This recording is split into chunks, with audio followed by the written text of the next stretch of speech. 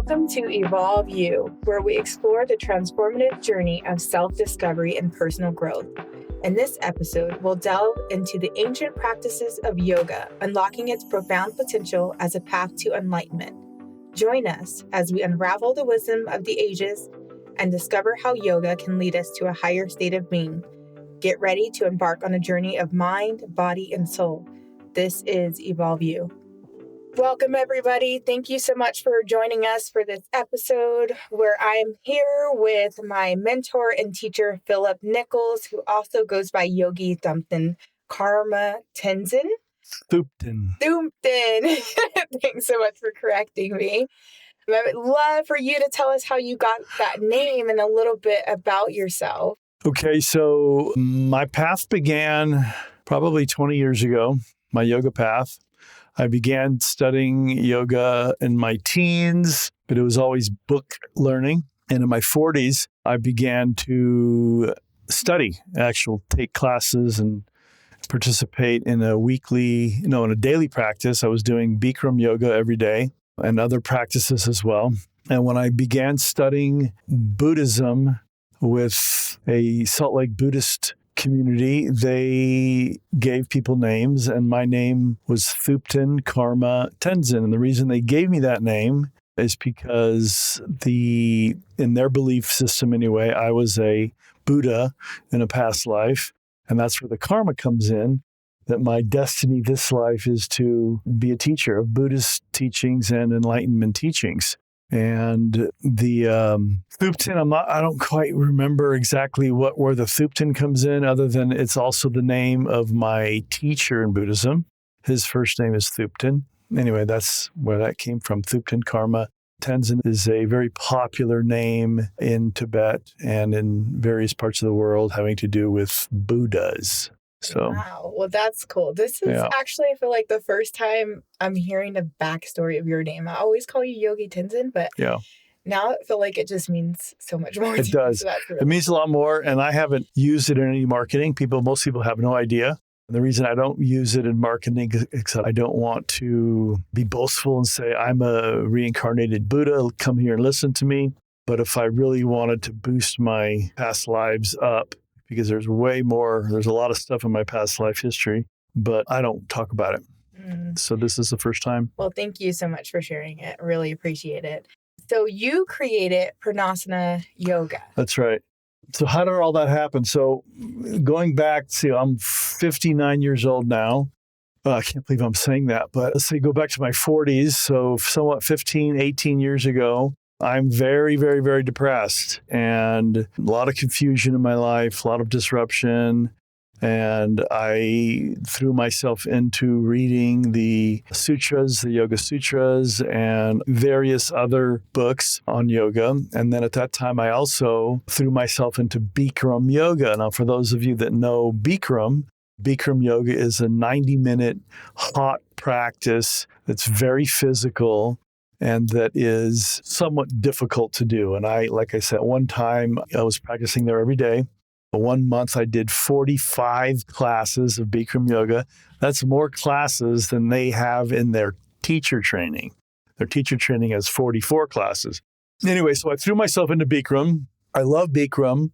However, there's not much growth in Bikram. And this is what me across the face. I'm studying a lot of yoga, reading a lot of books, doing a lot of meditation, and doing a lot of hot yoga practices where I go in, get into a 106-degree room, sweat like a dog, come out, barely able to breathe and live, take a shower, go home. And I was right back in the same place that I was every day, week after week, month after month. And there wasn't a lot of shifting. Maybe that's because of my background of all the trauma that I had not yet processed, because I know some people love beyond what I got out of it. But the most important piece of revelation that came to me from all my intense practices, and it wasn't just Bikram, I was doing core power, I was doing Anusara, I was doing Kundalini yoga, I was doing vinyasa flows around town. I had 2 different yoga memberships and hitting random classes. So It was a ton of yoga. That's a lot. And what struck me as a very, very, very important piece of the yoga puzzle is if you're just doing physical yoga, you're not doing yoga. And I would tell people this and they would get upset with me, but I'll yell it on the top of my lungs throughout all dimensions of time and space that physical yoga is a great exercise, but it is not a evolutionary piece of your journey. That until you start getting into the limbs 4, 5, 6, and 7 in Raja Yoga, you're just doing exercise. And so a lot of people here in Utah like that because they're Mormon and they don't want to begin reading or exploring areas of yoga that might contradict with what they're being taught at the temple. But if you want to grow, if you want yoga to be a powerful piece of your evolution, you got to go beyond the exercise piece. And that's all physical practice is exercise.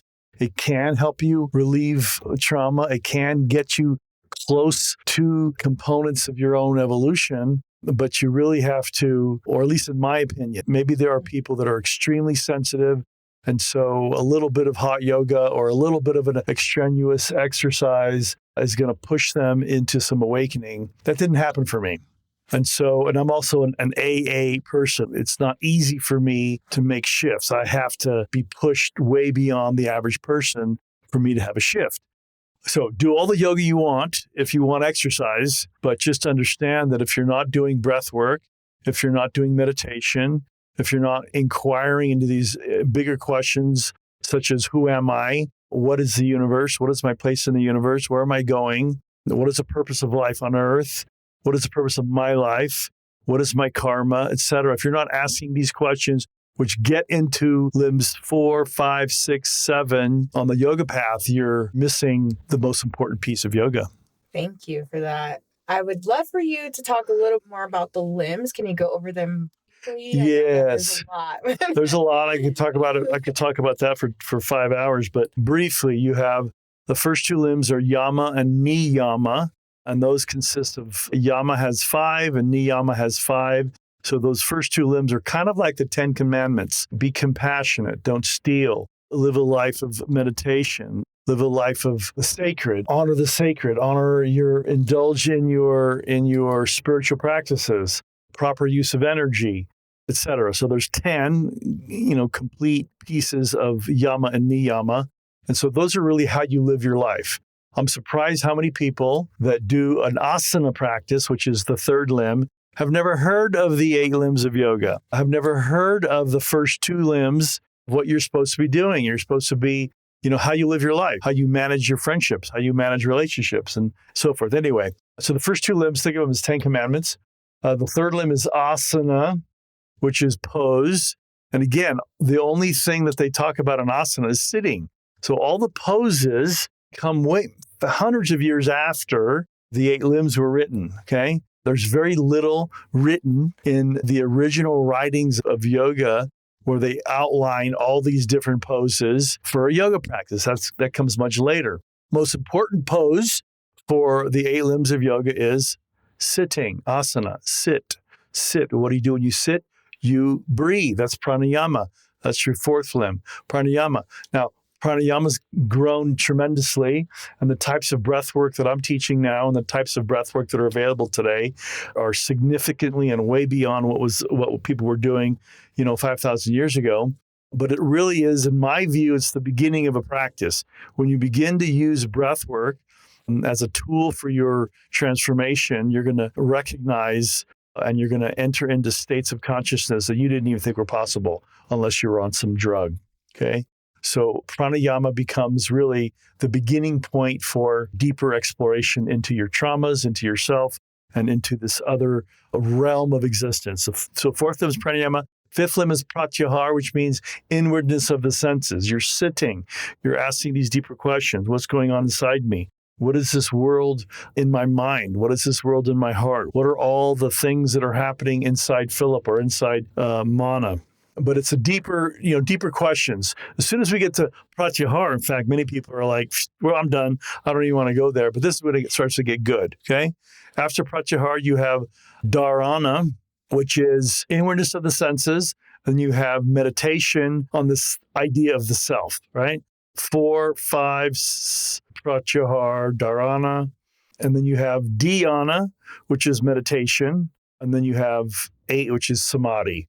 Okay. And in 8, what you're doing is you're finally unwinding the self. You're finally unwinding the permutations in your mind. So in the Yoga Sutras, in the second sutra, Patanjali, which is either one person or many, it's really hasn't been firmly established whether that's one person or a lot of people. But in the very second sutra, Patanjali says that yoga is the transmutation. Why can't I think of that word? That's not the right word, but what we're doing is we're transcending the mind stuff. We are putting an end to mind stuff.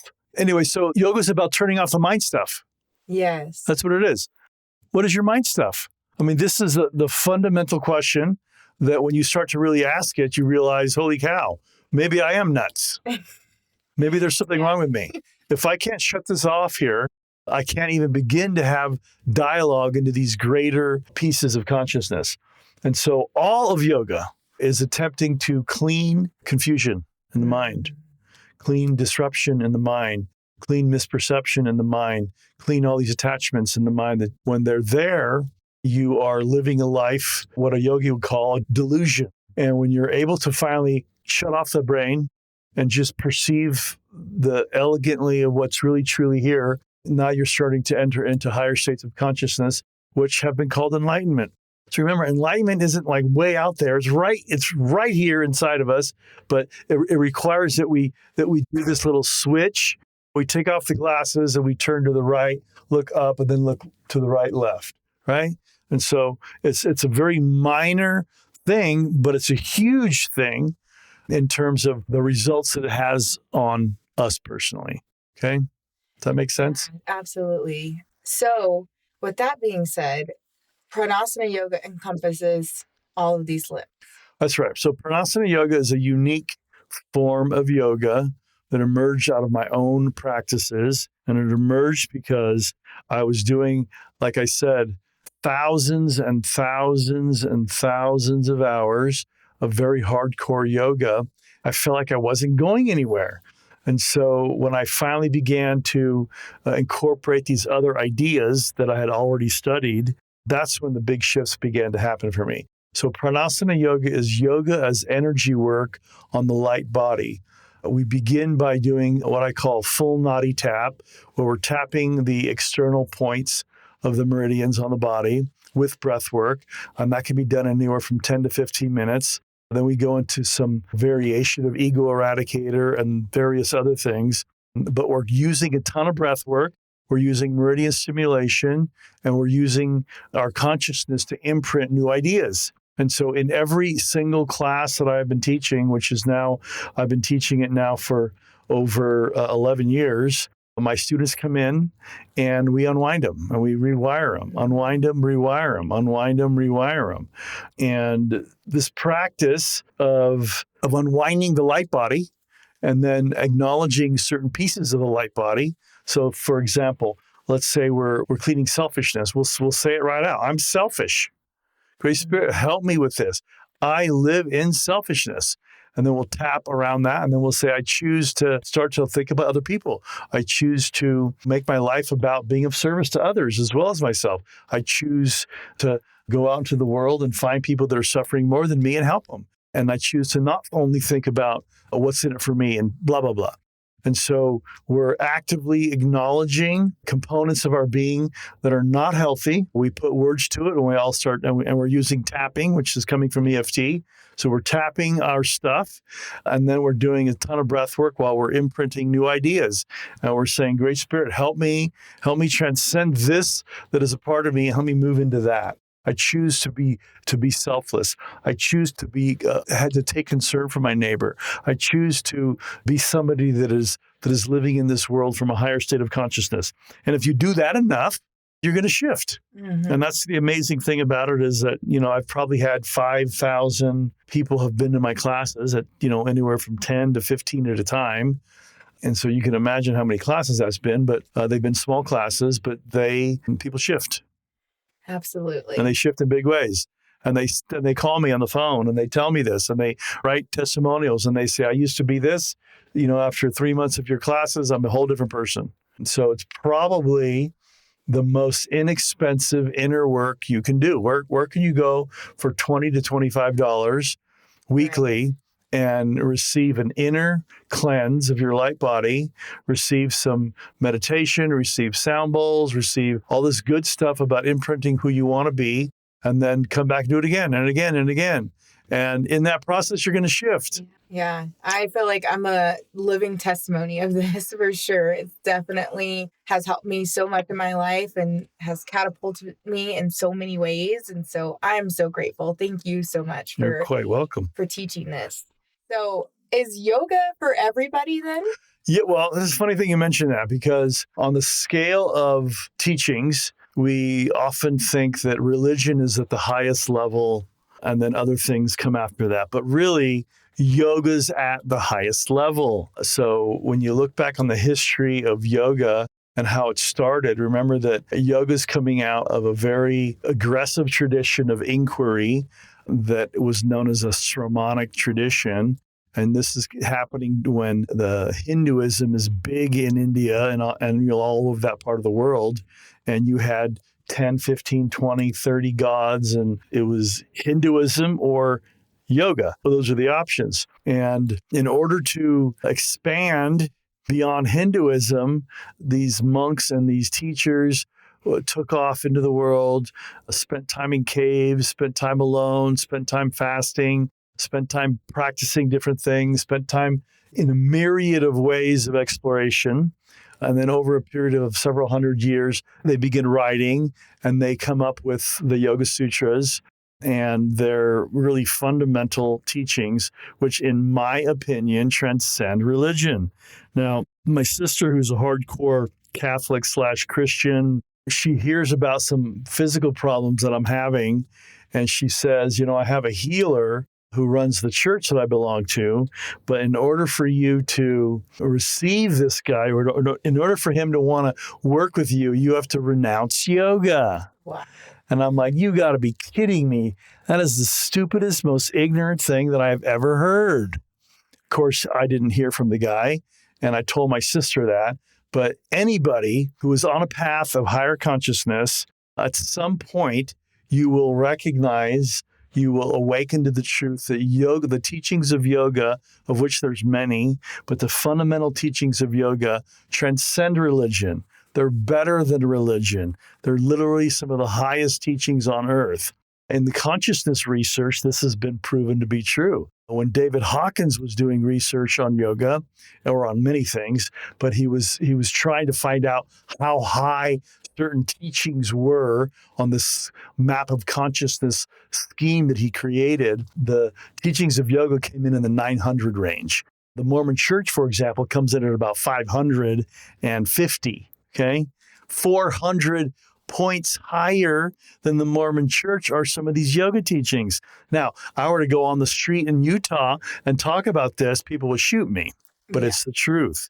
Okay, yoga teachings are some of the highest and most profound teachings on earth, and I live my life by this now. This is what I do for a living. I teach my yoga classes. I teach my yoga training. I work with people in healing sessions. And for the last 11 years, this is what I do. And so I was raised Christian. I was raised Catholic. I don't consider myself a bad Christian or a bad Catholic, but I do consider myself to have found much higher teachings than what showed up in Catholicism or Christianity the way I was taught it when I was a kid. So would you say that yoga is a religion? You could argue that it is, but technically it's not. It's much more fluid. Religions generally have very structured, this is right, this is wrong. There's really not much of that in yoga. You got to go out and practice. You read different yogis. You read different commentaries. You read what you want to read. But, the Yoga Sutras, which is probably the first definitive book on what yoga is an interesting way of talking, because a sutra isn't trying to convince you of something over 30 pages. They just say, boom, this is yoga. Boom, this is what you need to do. Boom, sit in the silence. Boom.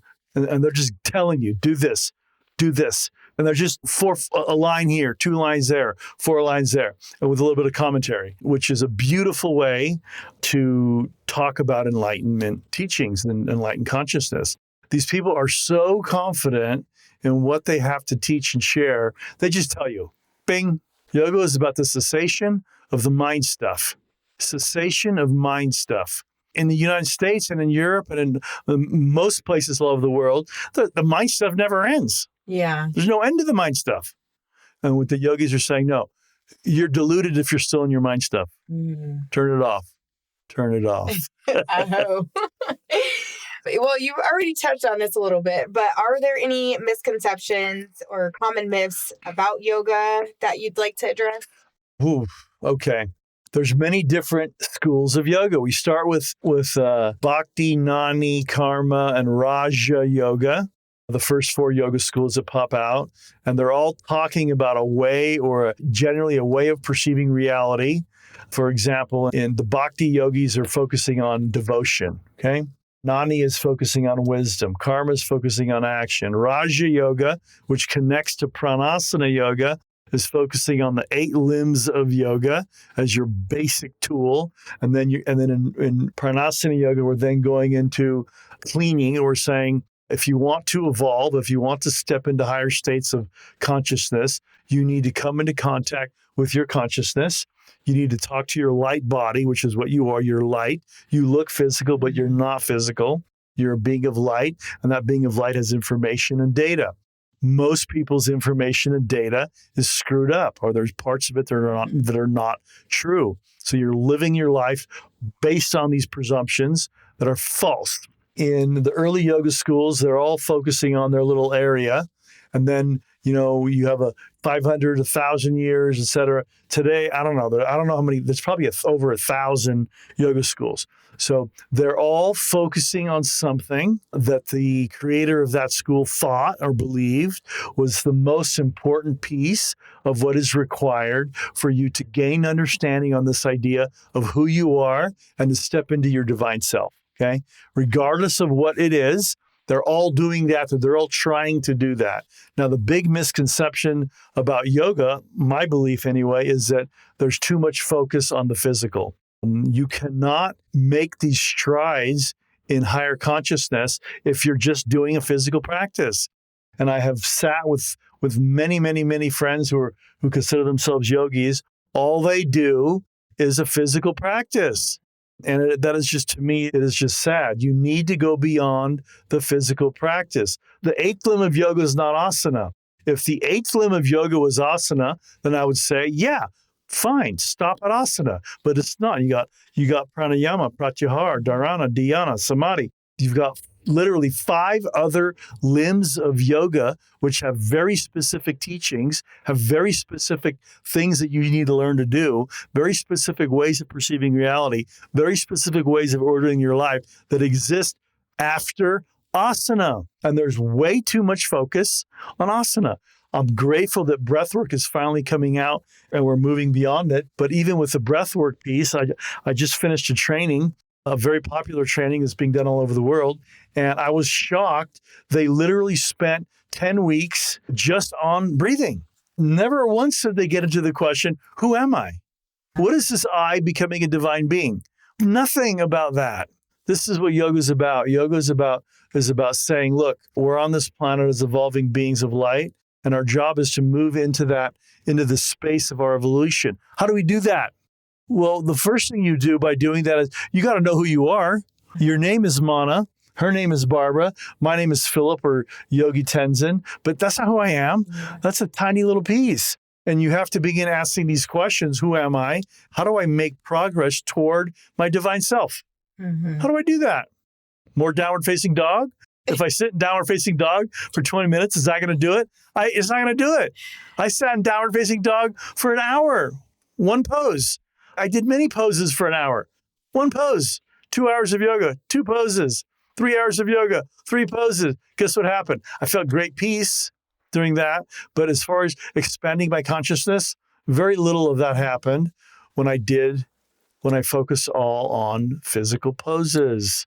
So we got to get out of that attachment to the physical poses. We could do some of it, but that's just a beginning point. Yeah, I feel like it's pretty incredible what you said, because it's almost like with just the asana, you create a cap of like how far you can go. And like there's so much more that can be experienced. That's right. What about the people who can't do poses? Is enlightenment not for them? Yeah. What about the crippled people? What about the people who are physically challenged? What about, and I can go on with lots of physical problems, but it's really become, you go to most yoga studios today, surely the ones that I've visited here in Salt Lake and LA, and what do you have? You have the creme de la creme of physical beauty and physical mobility doing yoga.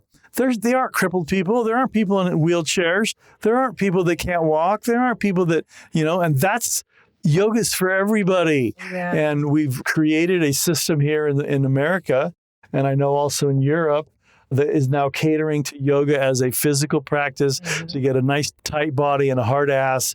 And that can happen. But if you're focused on that, you're actually going backward in your evolution.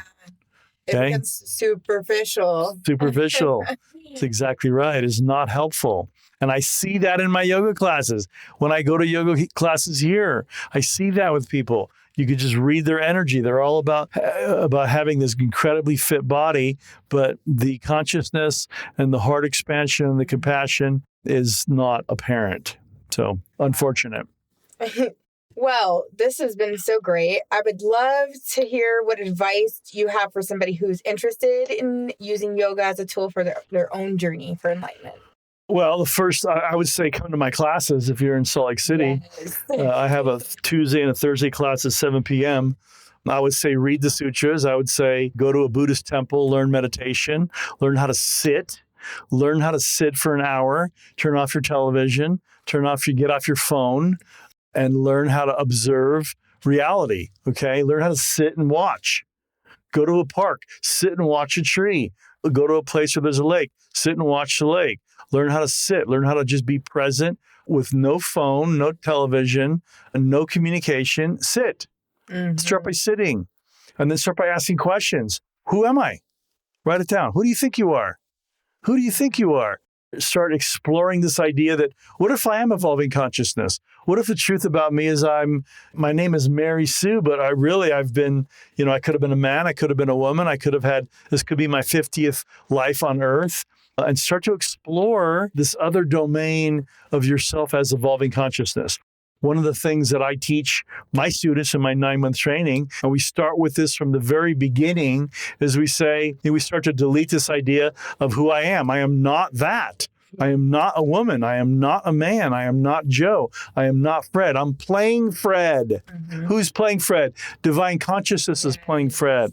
Divine consciousness is evolving. And that's who I am. I'm here to evolve. I'm here to grow beyond Fred. I'm here to grow beyond Mary. I'm here to expand these questions and start to ask deeper questions so I have more insight into myself and to the true nature of reality. As you start to have more insight into the true nature of reality, you have joy and peace and harmony. I have two types of students, some that, do the work that I tell them, take it real seriously and own it, and some that just come on the weekend that we have a class and say, yeah, it's great, but they haven't done the work. But the ones who do the work, I keep in contact with many of them because they ask me questions and they're curious about a lot of things, but their lives are peaceful.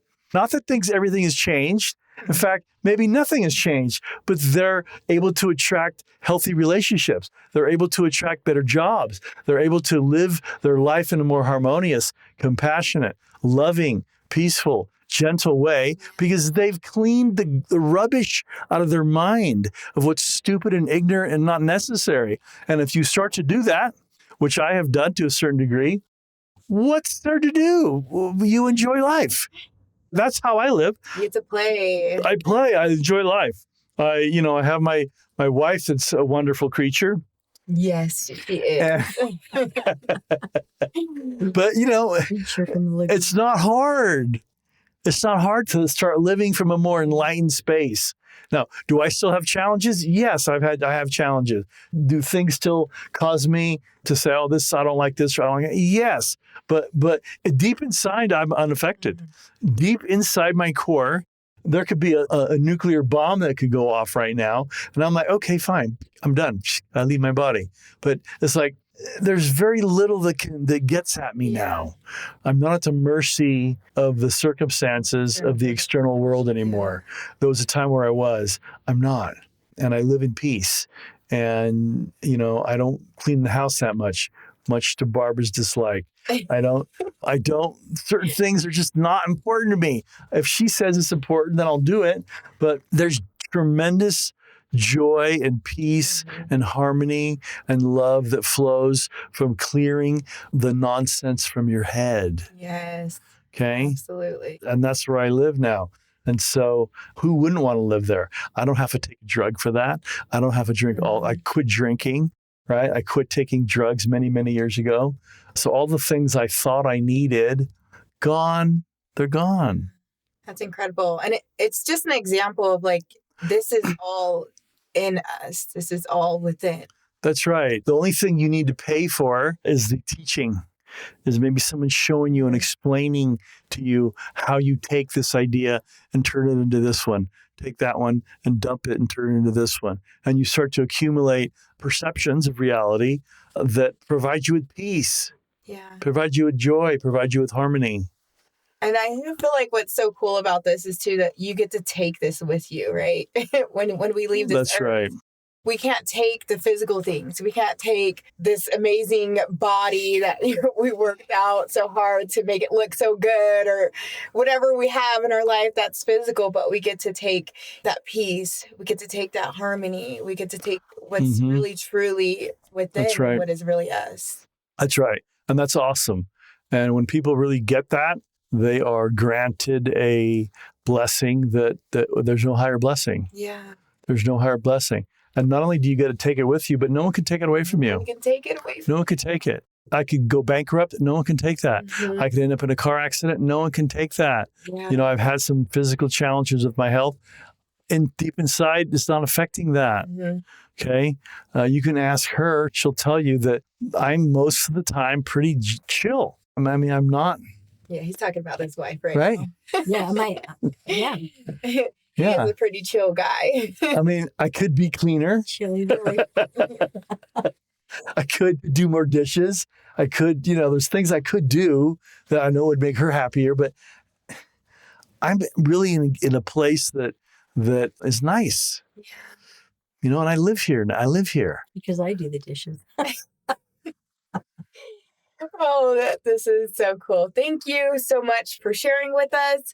Is there anything else that you would like to say to the audience? I would say that I stumbled into yoga as a part of my growth and my evolution in my 40s.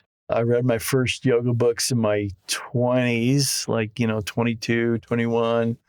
And I kept reading books, putting them on the shelf. But in my 40s, I began doing the practices. And the practices, meaning specifically asana, physical yoga. And what that did was that kept me from killing myself because I was very depressed. It kept me from suicide. It kept me at a level of functionality. But the real growth, the real evolution, the real healing didn't happen until I embraced all of it. I embraced pranayama, I embraced pratyahara, I embraced meditation, I embraced going deeper into practices with large groups of people, and even plant medicine was part of that. I embraced plant medicine, but it wasn't until I did this full embracing of all of yoga, and I included plant medicines as part of that my evolution shot through the roof, okay? And so everyone can do it. Everyone can participate at whatever level they want, but they got to go beyond the physical practices. They must go beyond. People need to be able to sit and meditate. They need to be able to sit for an hour every day and be quiet. They need to be able to ask questions at a deeper level. They need to be able to engage with people and recognize that you are one with all creation. But you start to have these awarenesses that convince you that you are a divine being. You're a divine being right now, and your divinity isn't dependent on some priest or shaman or shawoman or whatever saying you are that. It's happening right now, and you tune into it. And when you tune into it, you start to step into a higher state of consciousness because you realize that you don't need anyone to affirm you. You affirm you. Absolutely. You affirm you. You affirm that you're a divine being. If you want to participate in a religion, fine, but you don't need to. Every day is a religion. Every moment is a religious experience. Everything you do is literally imprinting on creation. And you start to live from this awareness. Yeah. And that's powerful. It is. It's super empowering. And all of this just honestly makes me feel and think about freedom. Like this is freedom, what true freedom really is. Indeed. So, yeah, thank you so much. Can you tell us where the audience can find you? So I have a meetup group that's here in Utah. It's called Transformational Breathwork. I have a website on Facebook, Life Force Healing and Yoga Center. My classes are at 7 p.m. on Tuesday and Thursday. I have a 9-month training that either starts, it's probably going to start in March. It's in its 14th year. So I've had people come for 14 years to that. I also do one-on-one Reiki /healing/cleaning sessions on an orgonite healing bed. These are 2 to 2.5 hour sessions that are very deep. And I see people in Utah mainly. I can do distant work, but I prefer seeing people live. Beautiful. I'm going to give you guys a little piece of advice that Yogi Tenzin gave to us. If you can't sit for 5 minutes, then maybe you need to be sitting for an hour. So That's right. All right. Thanks everybody for joining us. Sending you guys so much love and peace. Aho. Aho, namaste.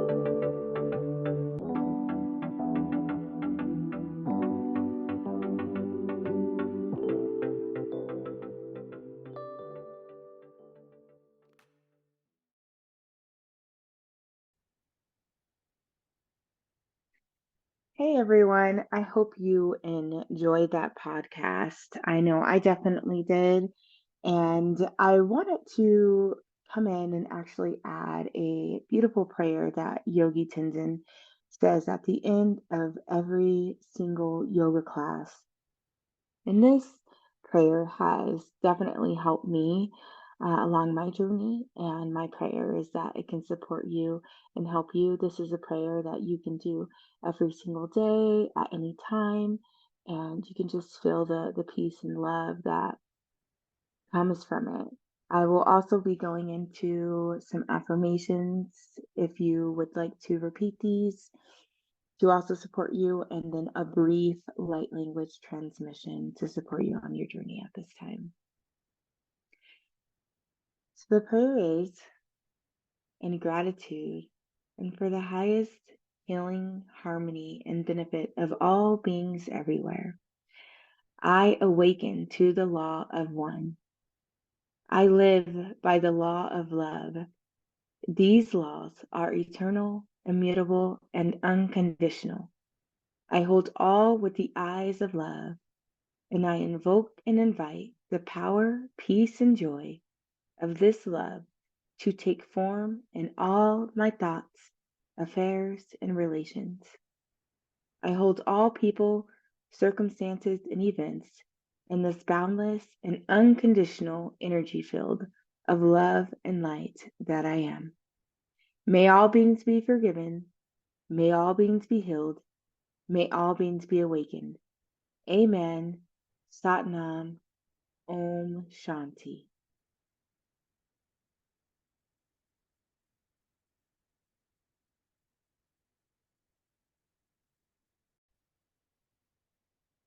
Please go ahead and take a deep breath into your nose and breathing out through your mouth when you're ready. And taking another deep breath into your nose, breathing in love. And then breathing out any worry, anxiety, or stress through your mouth. Taking one final deep breath into your nose, connecting with the earth, and then releasing out through your mouth what is no longer serving you. And feel free to repeat these affirmations along with me. I am a part of the interconnected web of life. and I embrace the oneness of all existence. In this moment, I release all stress and anxiety, allowing peace to flow through me. I am centered and aligned with the universe, experiencing profound inner peace. My heart is open, and I radiate love and compassion to all beings. I am in harmony with the rhythms of nature and the universe. I let go of past grievances and embrace forgiveness, nurturing peace in my soul. Every breath I take deepens my connection to the present moment and the unity of all life. I am a channel of light and positivity, spreading peace to those around me. I trust in the flow of life and surrender to the wisdom of the universe. I am grateful for the gift of existence and the opportunity to experience oneness and peace. I am a part of the interconnected web of life, and I embrace the oneness of all existence. In this moment, I release all stress and anxiety, allowing peace to flow through me. I am centered and aligned with the universe, experiencing profound inner peace. My heart is open, and I radiate love and compassion to all beings. I am in harmony with the rhythms of nature and the universe. I let go of past grievances and embrace forgiveness, nurturing peace in my soul.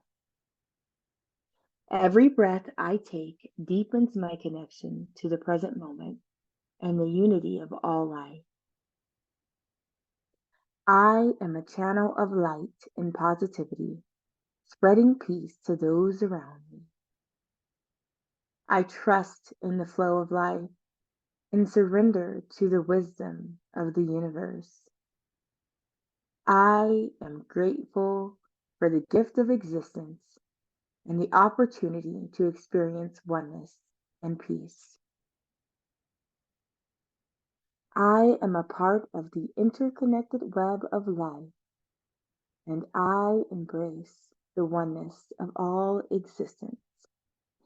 In this moment, I release all stress and anxiety, allowing peace to flow through me.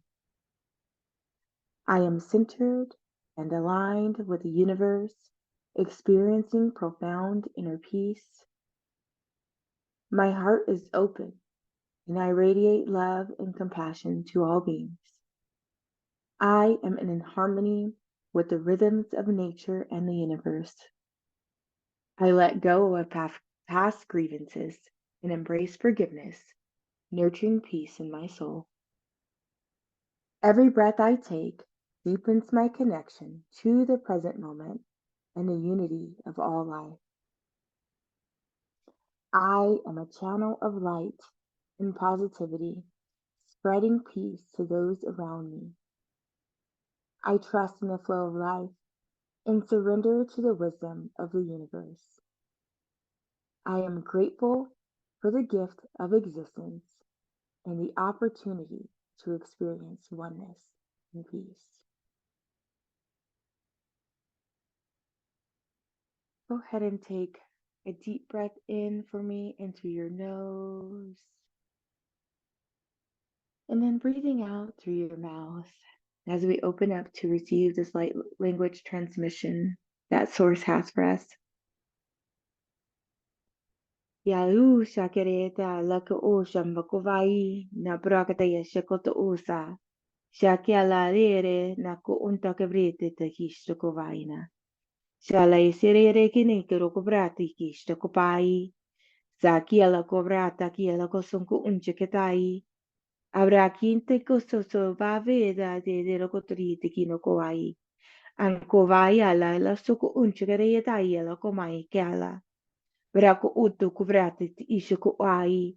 Anche kubrati na kososoy na kiala ko a shere ko ai. Aro kapo fai intaka usta kiala. Sayala ko shinto so si re ko ai ana ko a. Akia usta. Ayala kayala kialo ko shine kriere. Aku wa kiala shush. Thank you so much for joining me. And I send you all so much love. May you have a blessed day, and may you radiate harmony and peace and joy that you are. Aho.